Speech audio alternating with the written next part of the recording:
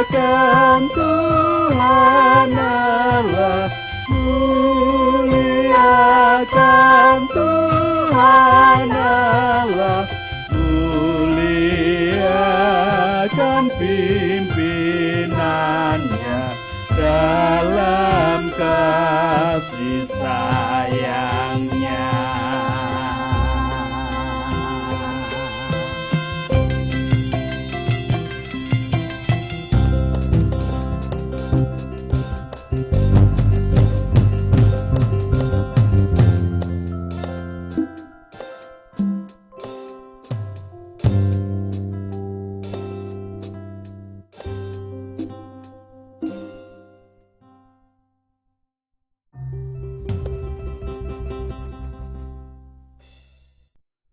Semangat pagi, bertemu kembali di hari Kamis 25 November 2021. Kita akan bersama-sama menyatukan hati, menyatukan pikir, menyatukan kehidupan dan waktu seutuhnya dalam persekutuan doa anggota keluarga Allah. Terlebih dahulu kita menyatakan pengakuan bahwa pertolongan kita hanya berasal dari Allah yang telah menciptakan langit bumi beserta segala isinya. Untuk itu kasih karunia dan damai sejahtera yang dari Allah Bapa kita dan Tuhan Yesus Kristus ada pada saudara sekalian. Amin.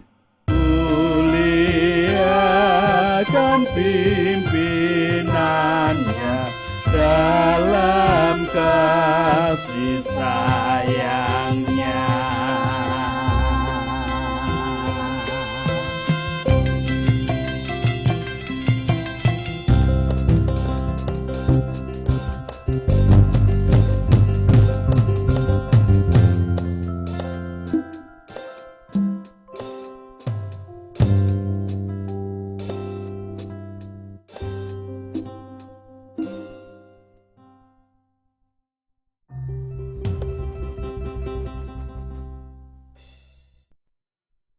Anggota keluarga Allah, perenungan Sabda hari ini menggunakan tema dan judul Aku Siap Menghadapi Maling Sandi Sekalipun.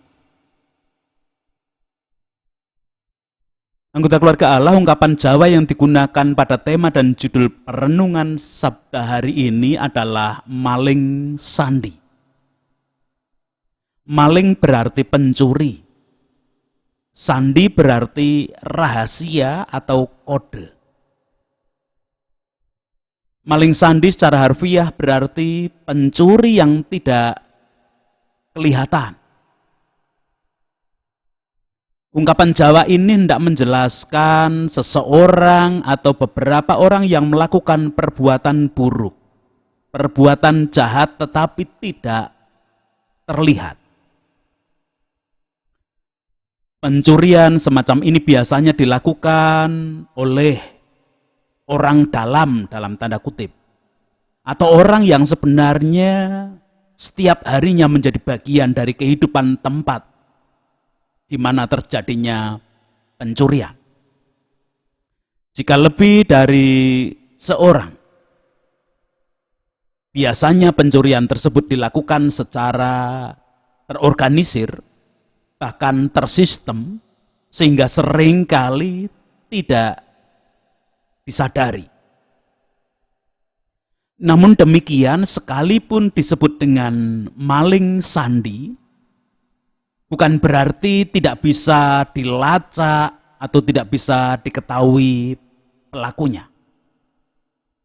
Memang sandi adalah suatu kode rahasia, namun pada realitanya setiap kode rahasia tetap bisa dipecahkan dan diketahui.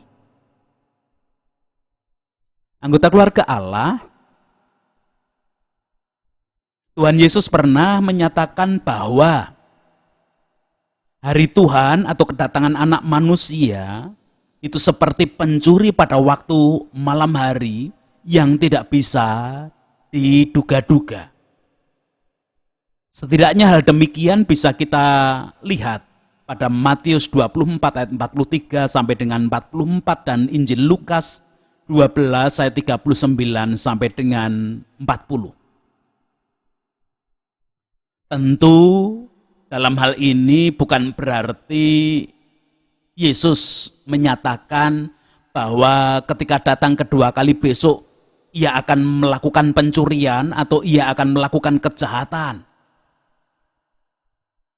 Pernyataan Yesus bahwa hari Tuhan datangnya seperti pencuri pada malam hari yang tidak bisa diduga waktunya, sebenarnya hanyalah masalah waktu yang tidak bisa diperkirakan oleh manusia.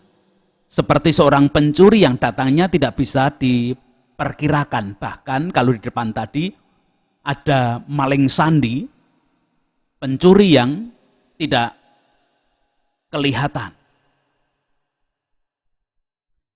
Namun demikian pernyataan Yesus tersebut justru sebenarnya juga menjadi sandi atau kode rahasia yang harus dipecahkan dan diketahui oleh setiap orang percaya cara penyelesaiannya.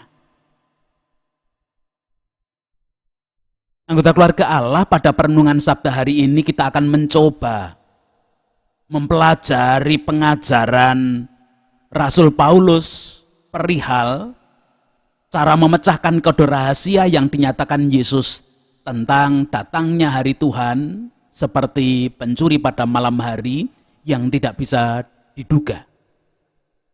Sehingga harapannya justru kita akan bersiap diri dalam menyambut kedatangan hari Tuhan.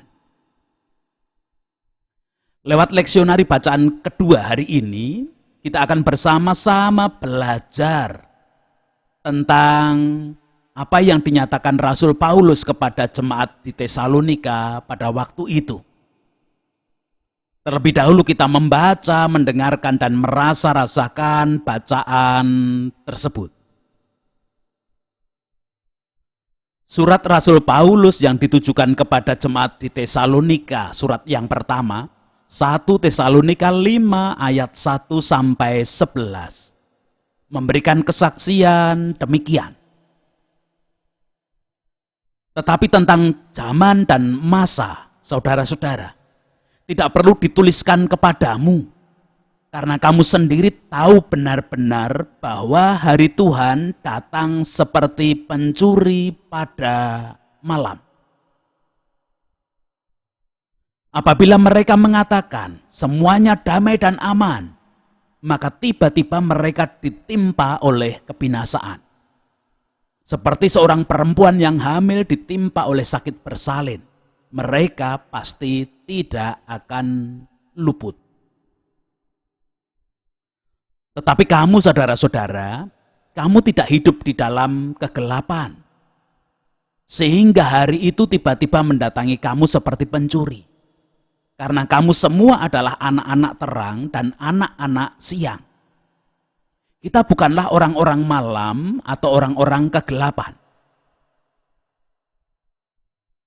Sebab itu baiklah jangan kita tidur seperti orang-orang lain, tetapi berjaga-jaga dan sadar. Sebab mereka yang tidur waktu malam, dan mereka yang mabuk waktu malam. Tetapi kita yang adalah orang-orang siang, baiklah kita sadar, berbaju sirahkan iman dan kasih, dan berketopongkan pengharapan keselamatan. Karena Allah tidak menetapkan kita untuk ditimpa murka, tetapi untuk beroleh keselamatan oleh Yesus Kristus Tuhan kita, yang sudah mati untuk kita, supaya entah kita berjaga-jaga, entah kita tidur, kita hidup bersama-sama dengan Dia. Karena itu, nasihatilah seorang akan yang lain dan saling membangunlah kamu seperti yang memang kamu lakukan. Demikian kesaksian surat 1 Tesalonika 5 ayat 1 sampai 11. Katamu abadi,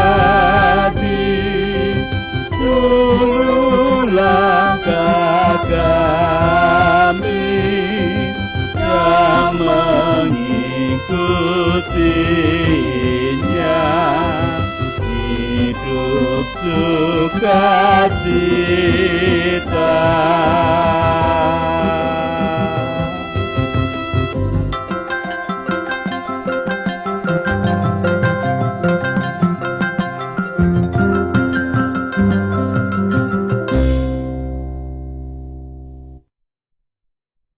Anggota keluarga Allah, Lembaga Alkitab Indonesia memberikan judul perikop bacaan Alkitab hari ini, berjaga-jaga.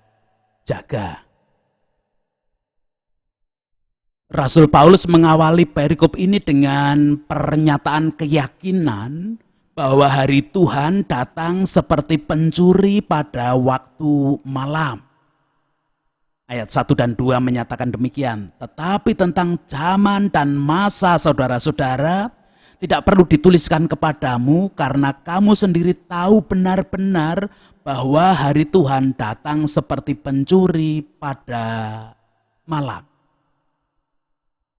Tentu pernyataan Rasul Paulus ini didasarkan pada apa yang pernah dinyatakan oleh Tuhan Yesus sendiri, seperti yang tertulis pada Injil Matius 24 ayat 43 sampai dengan 44 dan Lukas 12 ayat 39 sampai dengan ke-40.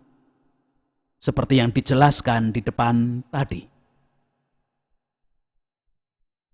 Anggota keluarga Allah mempelajari pernyataan Tuhan Yesus perihal kedatangan hari Tuhan tersebut.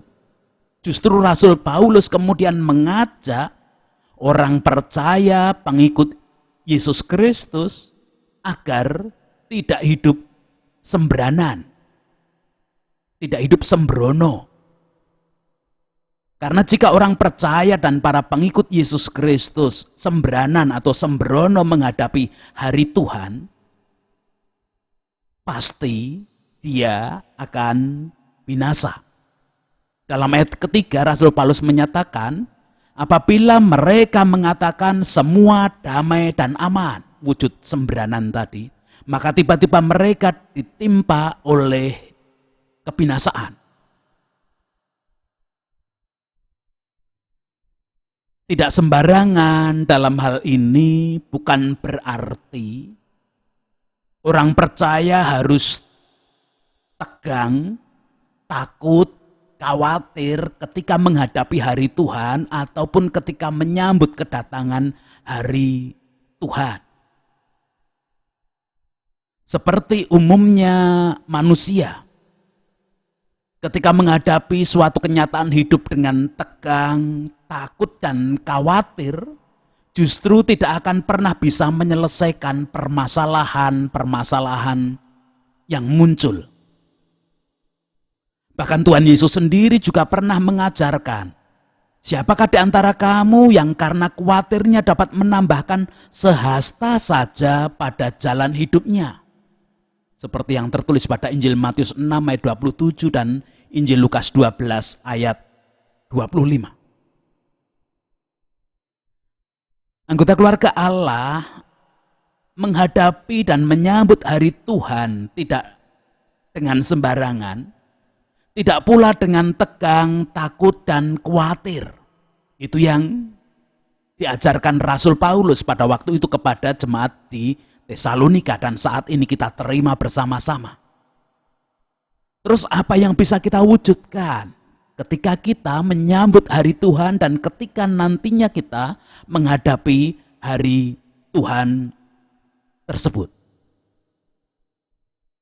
Pada ayat keempat, Rasul Paulus menyatakan demikian, tetapi kamu saudara-saudara, kamu tidak hidup di dalam kegelapan, sehingga hari tiba-tiba mendatangi kamu seperti pencuri. Dilanjutkan ayat 5, karena kamu semua adalah anak-anak terang dan anak-anak siang.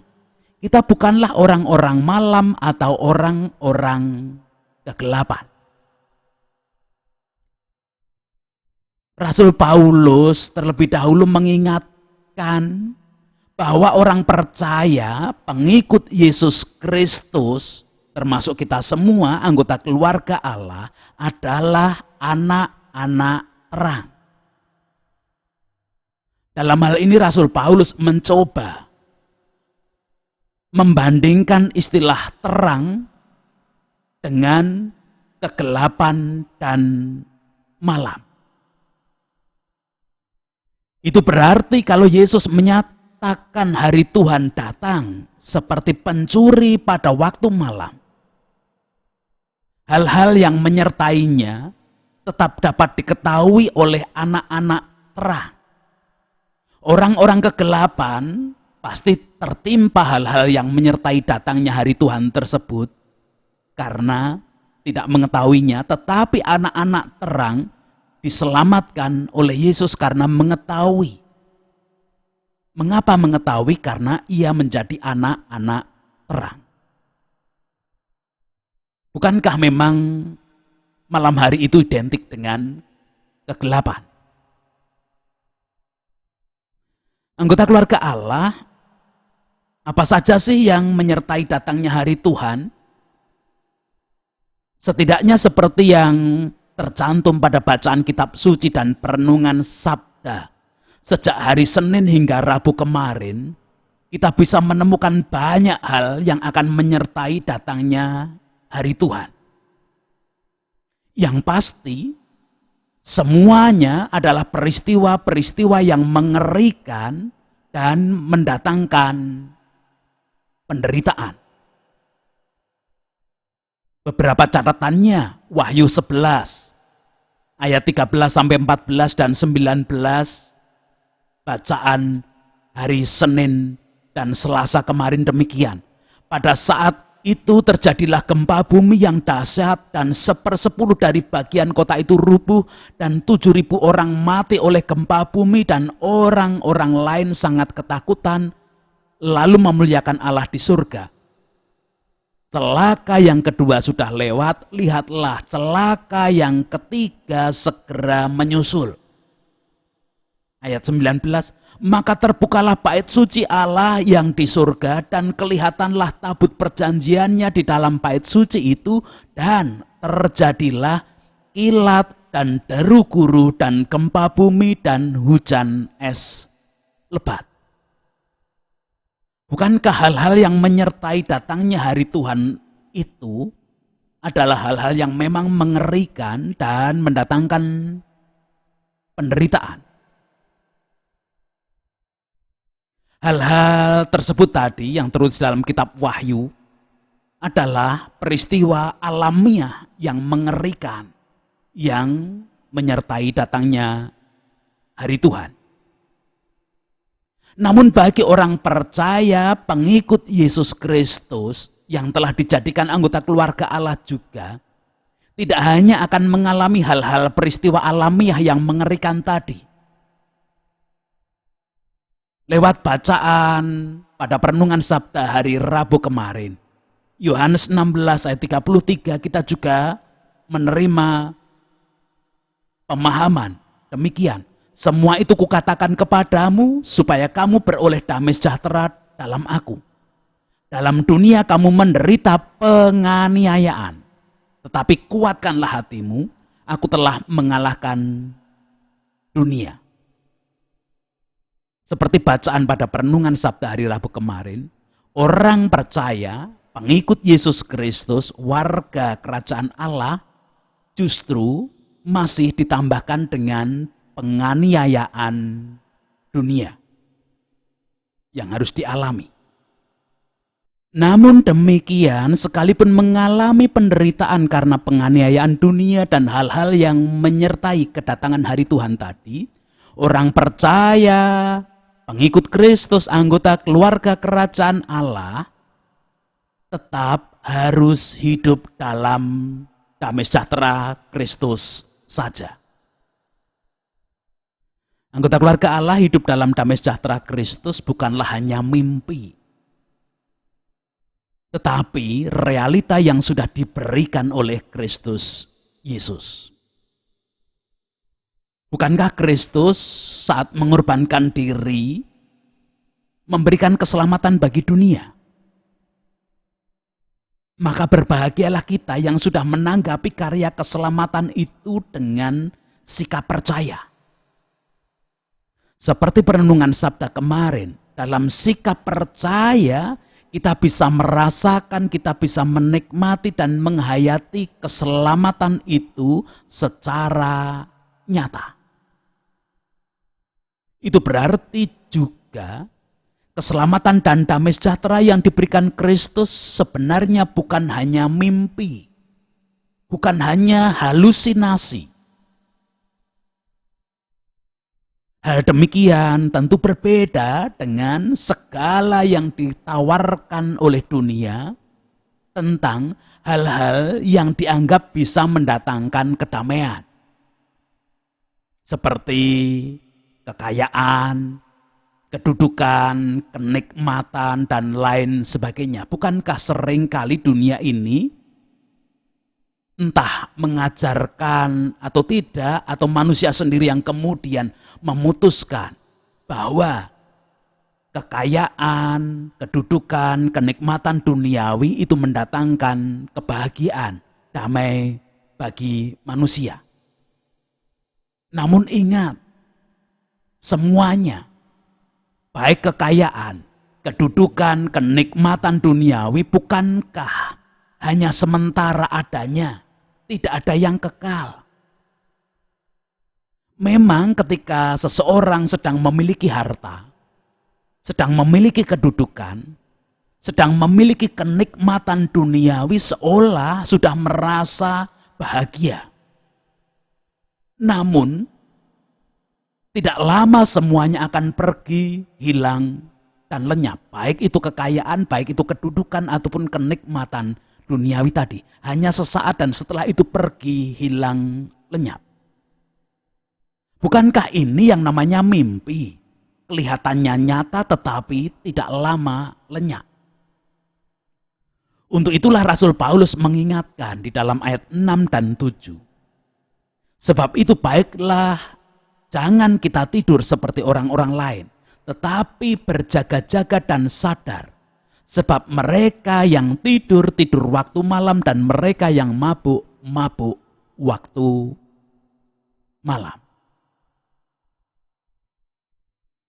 Anggota keluarga Allah, bagi orang percaya, pengikut Kristus Yesus yang tidak sedang bermimpi, kemudian diajak oleh Rasul Paulus untuk hidup dengan sadar dan selalu berjaga-jaga.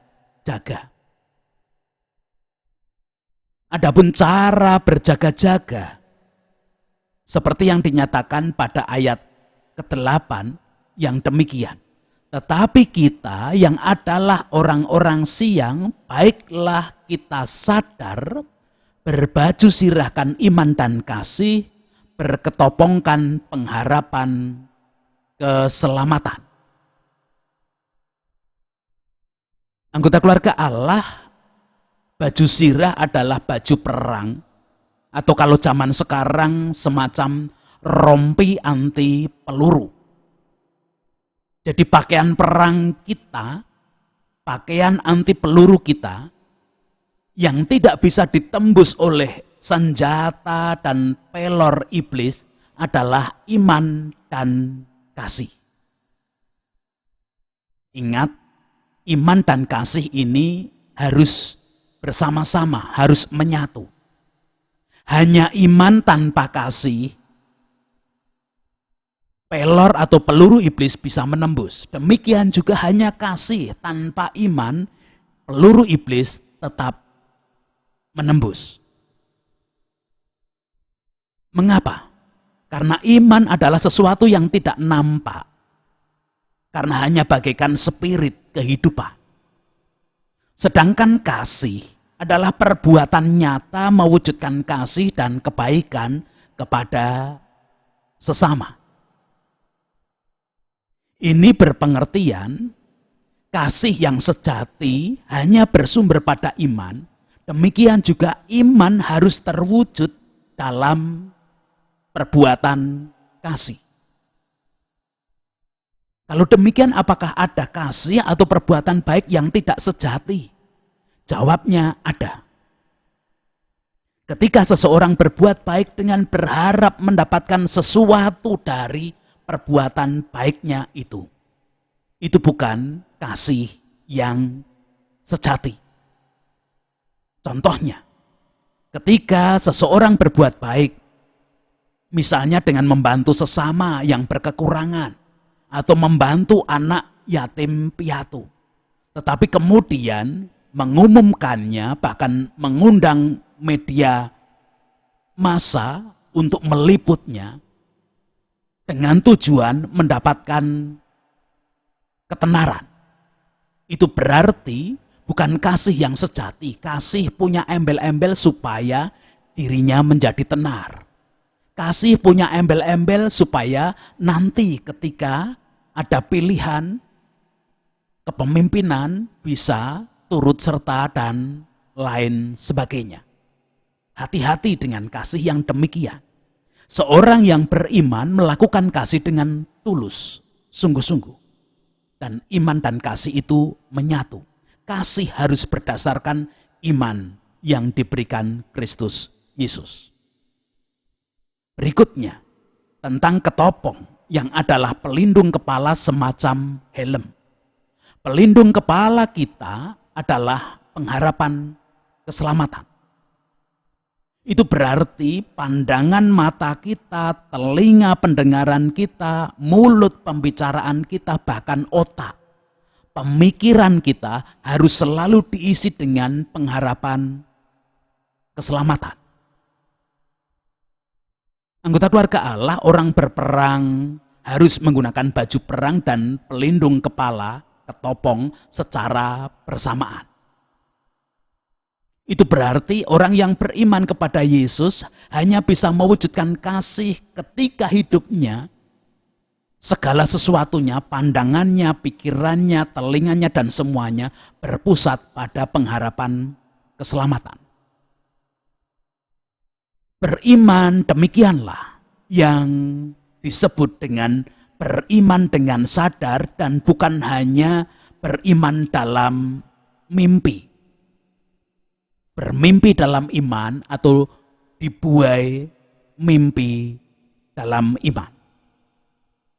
Anggota keluarga Allah, ketika orang percaya tidak hanya bermimpi dalam iman, tidak hanya dibuai mimpi ketika beriman, tidak akan ditimpa oleh murka Allah, melainkan justru malah menerima keselamatan.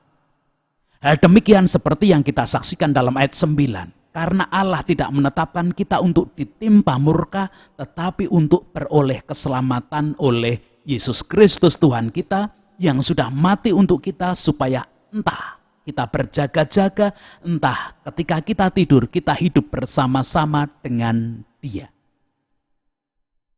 Untuk itu mari kita hidup beriman dengan saling mengingatkan agar selalu terjaga. Tidak dibuai oleh mimpi. Tidak hanya dibuai oleh halusinasi iman saja. Seperti yang dinyatakan Rasul Paulus dalam ayat 11 terakhir bacaan hari ini. Karena itu nasihatilah seorang akan yang lain dan saling membangunlah kamu seperti yang memang kamu lakukan. Tuhan memberkati kepada setiap anggota keluarga Allah. Amin. Kita bersama berdoa. Terima kasih, puji dan hormat syukur kami haturkan atas sabda hari ini. Biarlah hidup kami selalu diliputi dengan kasih, pengharapan keselamatan karena kami memiliki iman kepada Kristus. Engkau berkuasa sepenuhnya atas apapun pekerjaan, sikap, hati, dan semua kehidupan kami, termasuk ketika kami mengalami kelemahan ragawi dan anak-anak kami ketika masih belajar menghayati kasih dan kuasa-Mu. Mengajak semua komponen bangsa negara ini merasakan kasih-Mu, kami berdoa untuk mereka agar kebaikan, damai sejahtera, dan kebijaksanaan Tuhan selalu meliputi dalam keadaan apapun. Bangunan kerukunan, bangunan toleransi tetap dalam genggaman tangan kasih kuasa Tuhan.